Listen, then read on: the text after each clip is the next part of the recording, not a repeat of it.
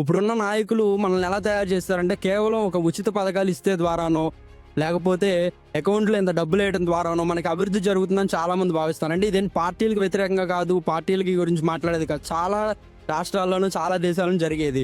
కొత్త తరం వాళ్ళు వస్తే ఏంటంటే వాళ్ళకి ఫ్రెష్ మైండ్ సెట్ ఉండటం వల్ల వాళ్ళు టెక్నాలజీ అనుగుణంగా ఇప్పుడుండే మన చాలా స్కూళ్ళలో చూస్తుంటే విద్య అనేది ఉంది, ఉచిత విద్య అనేది ఉంది. కానీ నాణ్యమైన విద్య ఉందా అంటే అది లేదు. టెక్నాలజీకి అనుగుణంగా ఉపాధి అవకాశాలు కల్పించే విధంగా వాళ్ళు తీసుకెళ్తారని చెప్పి నేను ఖచ్చితంగా నమ్ముతున్నాను.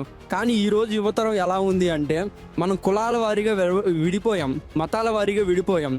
అంటే ఎలా అంటే ఒక కమ్మవాడికి, రెడ్డివాడికి, ఎస్సీ ఎస్టీకి, బీసీకి అలా వాళ్ళకి ఓట్లు వేసుకోవడం వల్ల నిజంగా విలువలతో కూడిన రాజకీయం చేద్దామని చెప్పి వచ్చిన వాళ్ళకి ఖచ్చితంగా ఈ రోజున అవకాశం కలిగించట్లేదు అనేది నేనేదో గట్టిగా నమ్ముతున్నాను.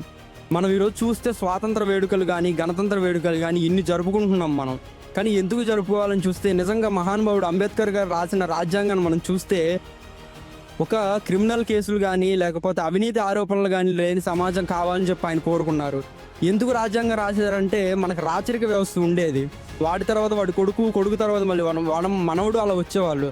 అలాంటి పరిస్థితిని కాలరాయాలి అని చెప్పి ఈ ప్రజాస్వామ్య వ్యవస్థను తీసుకొస్తే ఈ 70 సంవత్సరాల కాలంలో మనం ఏం చేశామంటే అంతకంటే దయనీయ పరిస్థితి ఈ రాజకీయ వ్యవస్థను మనం తయారు చేసాం.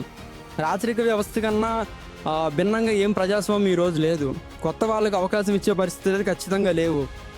మనం ఒకసారి చూసుకుంటే ప్రమాణ స్వీకారం చేయడం చేతగాని నాయకులు కూడా ఈరోజు మనం వాళ్ళ వెనకాలండి జిందాబాదులు కొడుతున్నాం, జేజేలు కొడుతున్నాం. వాళ్ళకి ఏ అర్హత ఉందని చెప్పి మనం వాళ్ళ వెనకాల నిలబడుతున్నాం అనేది మనం ఖచ్చితంగా గుర్తుంచుకోవాలి.